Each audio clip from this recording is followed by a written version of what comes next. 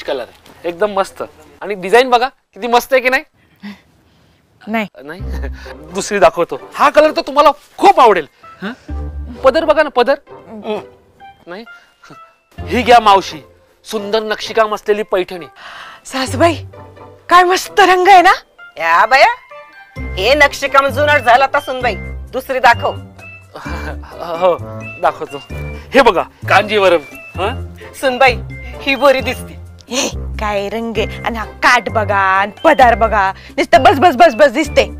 ओ नाही ओ, दुसरी दाखवा. अहो ताई, मावशी तुम्हाला कांजीवरम, नऊवारी, पैठणी सगळ्या साड्या दाखवून झाल्या, पण तुम्हाला पसंतच पडत नाहीये.